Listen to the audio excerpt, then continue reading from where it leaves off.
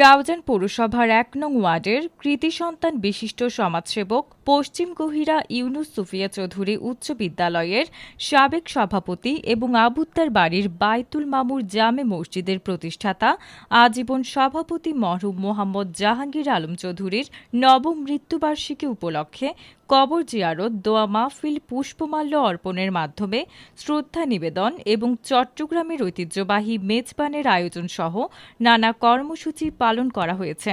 শুক্রবার ১১ এপ্রিল রাউজান পৌরসভার ১ নং ওয়ার্ডের আবুত্তার বাড়ির বায়তুল মামুর জামে মসজিদ সংলগ্ন মরহুম মোহাম্মদ জাহাঙ্গীর আলম চৌধুরীর কবরে পুষ্পমাল্য অর্পণের মাধ্যমে শ্রদ্ধা নিবেদনের মধ্য দিয়ে তাকে স্মরণ করা হয়।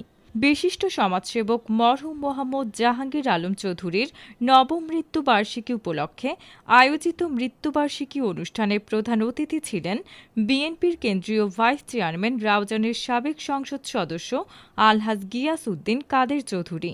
বিশেষ অতিথি ছিলেন বিএনপির নির্বাহী কমিটির সদস্য হুম্মাম কাদের চৌধুরী। এ সময় বিশিষ্ট সমাজসেবক মরহুম মোহাম্মদ জাহাঙ্গীর আলম চৌধুরীর ৫ সন্তান বায়তুল মামুর জামে মসজিদ পরিচালনা কমিটির সভাপতি ও পশ্চিম গহিরা ইউনুস সুফিয়া চৌধুরী উচ্চ বিদ্যালয়ের বর্তমান সভাপতি মোহাম্মদ হেলাল উদ্দিন, বিশিষ্ট চিকিৎসক ডাক্তার বেলাল উদ্দিন, বিশিষ্ট ব্যাংকার মোহাম্মদ সালাউদ্দিন, ব্যবসায়ী মোহাম্মদ রহিম উদ্দিন, মোহাম্মদ আশরাফ উদ্দিন উপস্থিত ছিলেন। এছাড়া রাজনৈতিক ব্যক্তিবর্গ, এলাকার গণ্যমান্য ব্যক্তিবর্গ এবং বিভিন্ন শ্রেণী পেশার লোকজন উপস্থিত ছিলেন।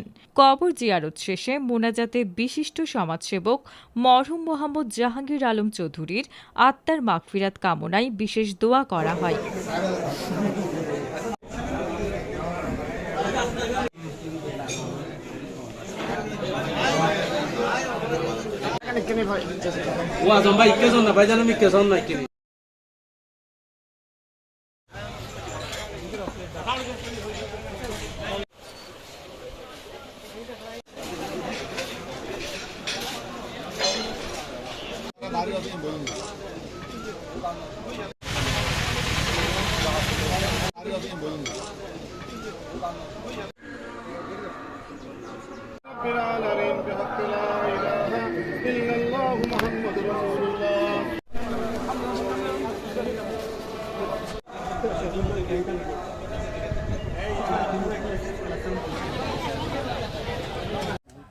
আমিন।